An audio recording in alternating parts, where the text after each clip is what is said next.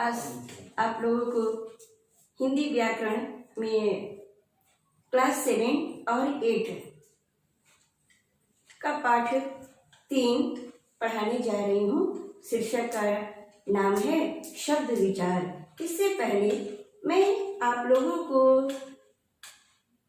वर्ण विचार पढ़ाई थी और वर्ण किसे कहते हैं इसकी मैं आपकी जानकारी दी थी। ये कितने प्रकार के होते हैं आपको मैं इसके बारे में बताई थी। आज मैं आप लोगों को शब्द विचार के बारे में बताने जा रही हूँ। शब्द क्या है, शब्द का निर्माण कैसे होता है। शब्द वर्णों के सार्थक और स्वतंत्र मेल से शब्द का निर्माण होता है। शब्द आइए बताते हैं कैसे बनता है। जैसे वर्ण, पहले हम लोग वर्ण के बारे में लिखते हैं। वर्ण जैसे क म ल, ये है वर्ण है, क्योंकि इसको हम अलग अलग करके लिखें। जब इसे हम साथ में मिला करके लिखते हैं, जैसे हमें अब शब्द बनाना है, जब हम शब्द बनाएंगे तो यहाँ देख रहे हैं ना क म और ल लिखा हुआ है, ये अलग अलग लिखा हुआ है, लेकिन जब इसको हम साथ में मिलाते हैं क म ल, ये शब्द बन जाते हैं। तो वर्णों की स्वतंत्र और सार्थक मेल से शब्द का निर्माण होता है। आइए आपको बताते हैं कि शब्द की क्या विशेषताएं हैं। कि शब्द वर्णों का समूह है। वर्ण का समूह क्यों है? क्योंकि यहाँ वर्ण को ही मिला करके शब्द बना है। प्रत्येक शब्द का अर्थ होता है, प्रत्येक शब्द का अर्थ होता है। जैसे मैं यहाँ कमल लिखी, जैसे ही यहाँ कमल लिखते हैं तो हम लोग के मन में आता है कि अरे मैम ना फूल के बारे में बताने जा रही हैं। इसका वाक्य में भी प्रयोग किया जाता है। प्रत्येक भाषा की ध्वनियाँ अलग अलग होती हैं। वर्तनी बदलते ही शब्द का अर्थ भी बदल जाता है। जैसे हम फ लिखते हैं, जैसे फ लिखेंगे तो फ यानी फ से लिखें फूल। यहाँ लिखते हैं फ, फ के नीचे हम नुक्ता लगाते हैं ना, ये आपको हिंदी शब्द हो गया। यहाँ हम लिखते हैं फ, फ से लिखें फूल, फूल यानी यहाँ फूल हो गया। यहाँ जब हिंदी शब्द लिखते हैं तो फूल का अर्थ होता है कि जैसे मान लीजिए गुलाब का फूल है, गेंदा का फूल है, तो ये जो है वो हिंदी शब्द है। यानी फूल का अर्थ होता है पुष्प और ये फूल का अर्थ होता है मूर्ख। तो जैसे ही वर्तनी बदलते हैं तो शब्द का अर्थ भी बदल जाता है। अब आइए आपको पद के बारे में बताते हैं कि सबसे पहले आपको बताएं कि वर्ण के सार्थक मेल से ही शब्द का निर्माण होता है। लेकिन जब ये शब्द को वाक्य में प्रयोग किया जाता है तो ये पद बन जाते हैं। जैसे यहाँ हम लिखते हैं, केवल शब्द लिखते हैं लड़का, लड़का घर गया। यहाँ देखिए शब्द है, अलग अलग ये शब्द हो गया। जब इसे हम साथ में मिला करके लिखते हैं, यदि यहाँ हम कॉमा देते हैं तो ये शब्द बन जाएंगे, और जैसे ही इसको हटा देते हैं तो ये शब्द बन जाएंगे। इसलिए आप ध्यान दोगे कि शब्द को जब वाक्य में प्रयोग किया जाता है तो ये पद बन जाते हैं। आइए आपको आगे बताते हैं कि शब्दों के भेद। शब्दों के भेद निम्नलिखित आधार पर किया जाता है। नंबर 1 है रचना के आधार पर, नंबर 2 उत्पत्ति के आधार पर, नंबर 3 है अर्थ के आधार पर, नंबर 4 है प्रयोग के आधार पर। रचना, रचना यानी बनावट, बनावट के आधार पर शब्द को 3 भाग में बांटा गया है। नंबर 1 में है रूढ़ शब्द, नंबर 2 यौगिक शब्द, नंबर 3 योग रूढ़। आइए नंबर 1 में आपको बताते हैं रूढ़ शब्द। ये शब्द मूल शब्द हैं, जिन शब्दों के टुकड़े नहीं होते हैं, अर्थात यदि हम टुकड़े करते हैं ना इसका अर्थ नहीं निकलता है। जैसे हम लिखते हैं लोटा, जैसे लिखते हैं लोटा। तो यदि इसको हम लोग अलग अलग करते हैं तो ये अर्थहीन हो जाते हैं, इसका कोई अर्थ नहीं निकलता है, क्योंकि ये मूल शब्द होते हैं। आइए आगे बताते हैं यौगिक शब्द। यौगिक शब्द दो शब्दों के मेल से बनता है। जिन शब्दों के खंड सार्थक हो उसे यौगिक शब्द कहते हैं।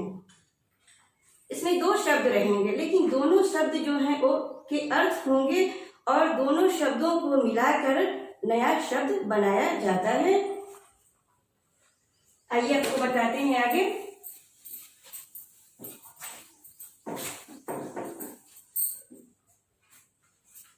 जैसे यौगिक शब्द का उदाहरण बता रहे हैं।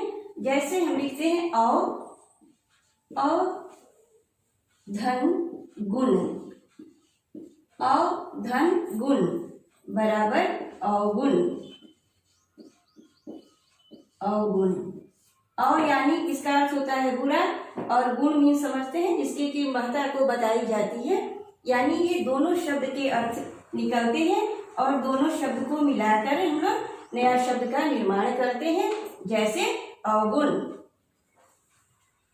एक आइए और बताते हैं कमल नयन। कमल धन नयन।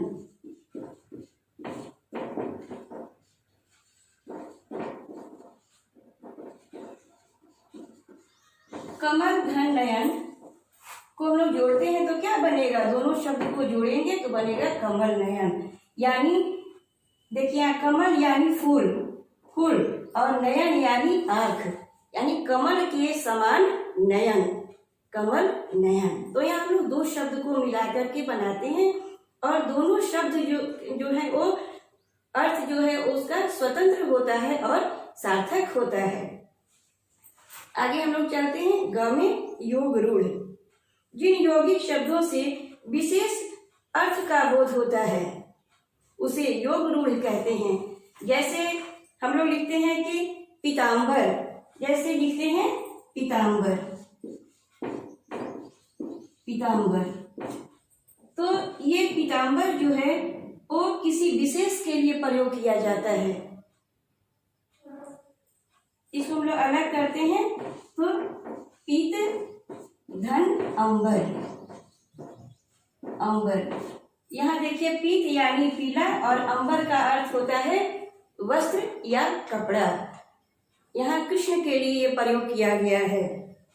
दशानन,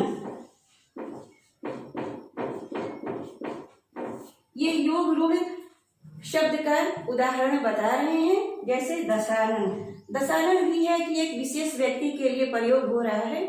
जैसे हम लोग लिखते हैं 10 धन आनंद।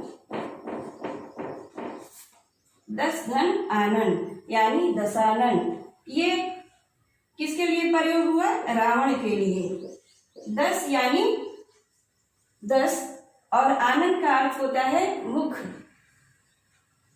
ये पीत धन अंबर, पीताम्बर, ये कृष्ण के लिए प्रयोग किया गया और दशानन जो है वो रावण के लिए प्रयोग किया गया है। नंबर 2 में आइए। उत्पत्ति के आधार पर शब्द के 4 भेद होते हैं। उत्पत्ति यानी इसको कैसे उत्पन्न किया गया, इसके 4 भेद होते हैं। नंबर 1 में है तत्सम, नंबर 2 तद्भव, नंबर 4 में है देशज और नंबर 3 में है देशज, नंबर 4 में है विदेशी शब्द।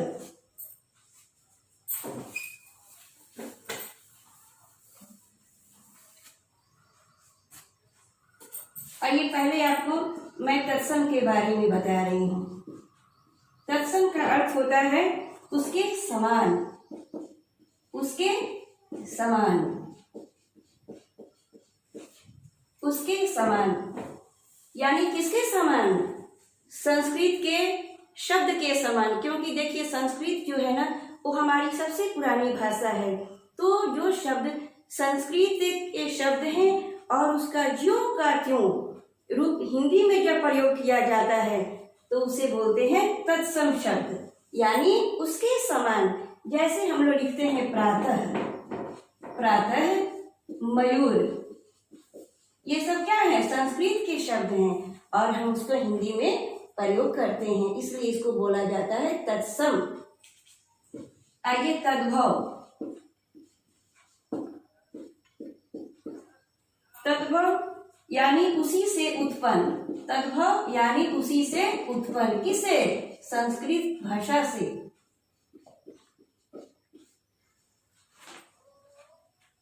जैसे आपको मैं बताई कि प्रातः ये संस्कृत शब्द है और यहाँ हम लोग पढ़ा रहे हैं तद्भव। तद्भव यानी उसी से उत्पन्न। किससे उत्पन्न? जो शब्द संस्कृत से उत्पन्न हुआ है और उसको हम लोग उसका यानी दूसरा रूप उसको हिंदी में उसको हम लोग प्रयोग करते हैं।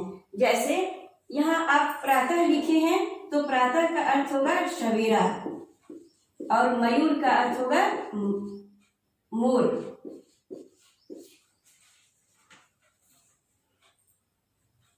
नंबर 3 में आइए देशज शब्द। देशज का अर्थ होता है देश में उत्पन्न। देश में उत्पन्न। देश में उत्पन्न कि जो शब्द अपने देश में उत्पन्न होता है उसकी उत्पत्ति हमारे देश में हुई है तो उसे हम लोग देशज शब्द कहते हैं। जैसे मान लीजिए कि किसी रोशनी को देख करके या सूर्य की रोशनी को देख करके हम लोग कहते हैं ना, देखो कि कितनी चमक है, कितना चमचमा रहा है। और घंटी की आवाज को सुन करके कहते हैं टनटनाना, टनटना रहा है। और चिड़ियों की आवाज सुन करके कहते हैं चहचहाना, कि चिड़िया जो है वो चहचहा रही है। तो ये चहचहाना, टनटनाना, चमचमाना ये हमारे देश में के उत्पन्न शब्द हैं। अब आइए नंबर 4 में विदेशी शब्द जो विदेश से आए हैं।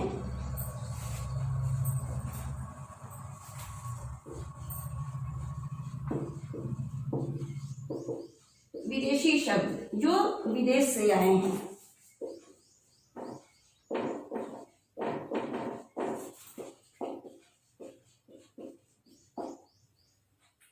विदेश से आए यानी शब्द को बोला जा रहा है, किसी व्यक्ति को नहीं बोला जा रहा है, शब्द को बोला जा रहा है कि जो शब्द विदेश से आकर के यानी जैसे अंग्रेजी भाषा से या अरबी और फारसी भाषा से आकर के और हिंदी में जुड़ गए हैं उसे विदेशी शब्द कहा जाता है।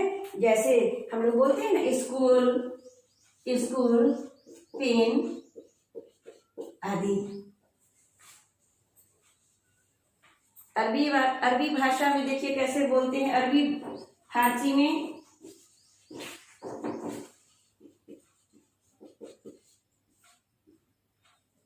जैसे बोलते हैं कानून,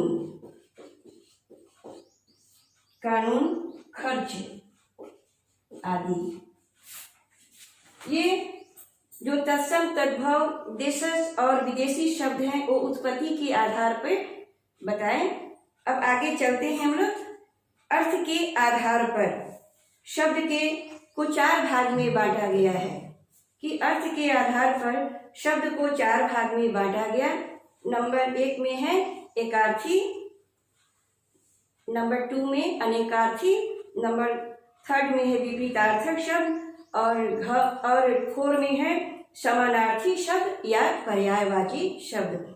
सबसे पहले आपको बताते हैं एकार्थी शब्द यानी ऐसे शब्द जिसके एक ही अर्थ होते हैं उसे एकार्थी शब्द कहते हैं। जैसे हम लड़का बोलते हैं या गाय बोलते हैं तो आपको समझ में आता है ना कि अच्छा गाय का अर्थ मैम किसी पशु के बारे में बता रही हैं। लड़का बोलते हैं तो जैसे ही मैं लड़का बोलती हूँ आपके मन में याद अच्छा मैम किसी लड़के के बारे में बता रही हैं।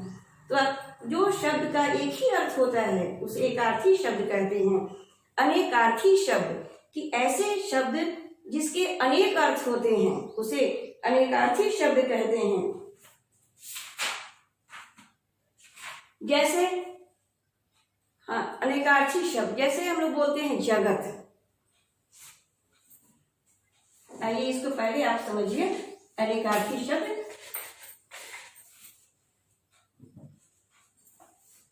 जैसे हम लोग बोलते हैं जगत,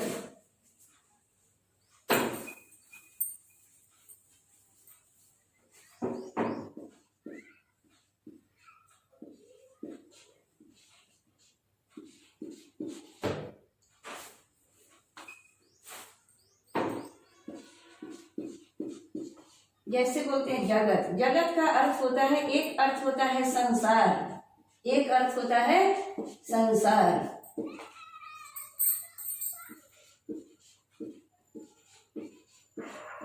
और दूसरा अर्थ होता है जगत यानी कुएं का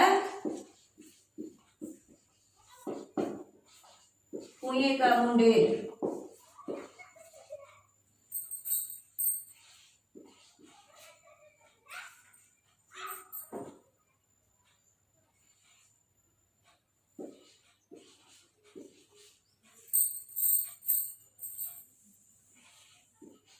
कुएं का मुंडेर, ये है अनेकार्थी शब्द। आइए विपरीतार्थक शब्द, नंबर 3 में है विपरीतार्थक शब्द। ऐसे शब्द जिसके उल्टे शब्द होते हैं या विपरीत शब्द होते हैं उसे विपरीतार्थक शब्द कहते हैं। जैसे हम बोलते हैं दिन, दिन का अर्थ होता है, दिन का विलोम होता है या विपरीतार्थक शब्द होता है रात।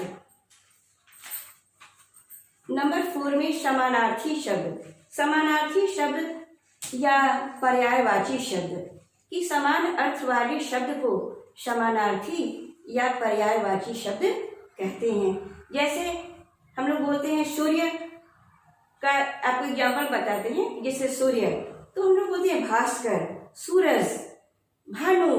इसका अर्थ क्या होगा? एक ही अर्थ होगा, इसका अर्थ होता है सूर्य, लेकिन क्या है, इसके समान शब्द हैं लेकिन अर्थ जो है वो एक ही है, यानी इसके मिलते जुलते शब्द हैं जिसके अर्थ जो है वो एक ही होते हैं, यानी समानार्थी शब्द या पर्यायवाची शब्द। आइए आपको बताते हैं नंबर 4 में कि प्रयोग के आधार पर शब्द के 2 भेद होते हैं, क विकारी शब्द और ख है अविकारी शब्द। विकारी शब्द कि विकार यानी परिवर्तन होना, विकारी का अर्थ होता है परिवर्तन होना, और इसका अर्थ होता है अव्यय, अव्यय विकारी, और इसका अर्थ कहेंगे हम लोग परिवर्तन होना। जैसे कि ऐसे शब्द जो लिंग, वचन, काल और काल के अनुसार बदलते हैं उसे विकारी शब्द कहा जाता है, और जो ऐसे शब्द जो लिंग, वचन, काल के अनुसार नहीं बदलते हैं उसे अविकारी शब्द कहते हैं।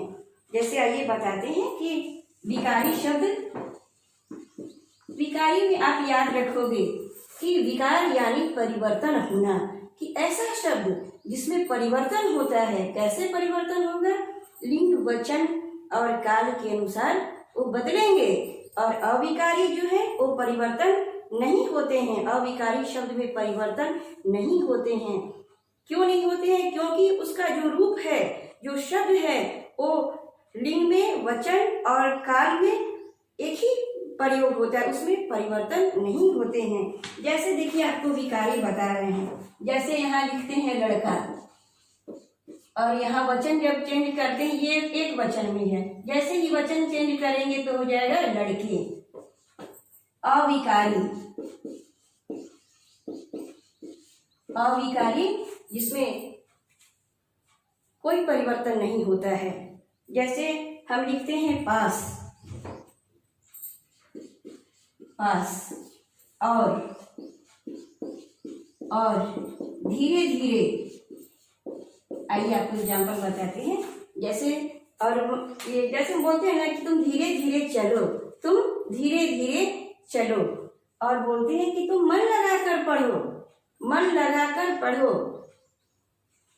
आइए आपको लिंग के अनुसार बताते हैं। जैसे हम कहते हैं ना कि लड़का मन लगाकर पढ़ता है, लड़की मन लगाकर पढ़ती है। देखिए दोनों में जो है वो अविकारी शब्द का प्रयोग किया गया है, तो पुल्लिंग में भी वही शब्द है और स्त्रीलिंग में भी वही शब्द का प्रयोग किया गया है, अर्थात इसका रूप नहीं बदलता है, इसके शब्द नहीं बदलेंगे।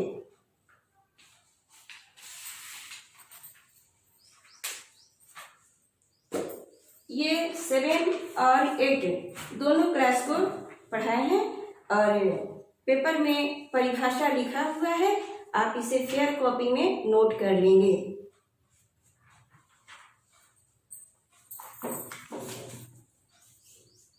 आइए देखते हैं कि वर्णों के मेल से सार्थक स्वतंत्र ध्वनि समूह शब्द कहलाता है। जैसे प धन व धन न बराबर पवन। शब्द की विशेषताएं। शब्द वर्णों का समूह है। प्रत्येक शब्द का अर्थ होता है। इसका वाक्य में प्रयोग किया जाता है। प्रत्येक भाषा की ध्वनियां अलग अलग होती हैं। वर्तनी बदलते ही शब्द का अर्थ बदल जाता है। आइए पद के बारे में बताते हैं कि वाक्य में प्रयोग किया गया शब्द पद कहलाता है। जैसे लड़का घर गया। शब्दों के भेद। रचना के आधार पर, उत्पत्ति के आधार पर, अर्थ के आधार पर और प्रयोग के आधार पर। रचना के आधार पर शब्द को 3 भाग में बांटा जाता है। क रूढ़ शब्द, ख यौगिक शब्द, ग योग रूढ़। क रूढ़ शब्द। ये शब्द मूल शब्द हैं। जिन शब्दों के टुकड़े नहीं हो सकते उसे रूढ़ शब्द कहते हैं। जैसे कमल, बच्चा, आम आदि। ख यौगिक शब्द। यौगिक शब्द 2 शब्दों के मेल से बनता है। जिन शब्दों के खंड सार्थक हों उन्हें यौगिक शब्द कहते हैं। जैसे औ धन गुण बराबर अवगुण। कमल धन नयन बराबर कमल नयन। योग रूढ़। जिन यौगिक शब्दों से विशेष रूढ़ अर्थ का बोध होता है उसे योग रूढ़ शब्द कहते हैं। जैसे पीताम्बर, पीत धन अंबर, ये कृष्ण के लिए प्रयोग किया गया। दशानन, दस धन आनंद, ये रावण के लिए प्रयोग किया गया।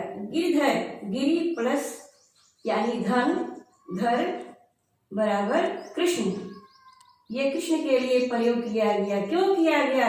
क्योंकि कृष्ण भगवान जो हैं गिरी को धारण करने वाले हैं।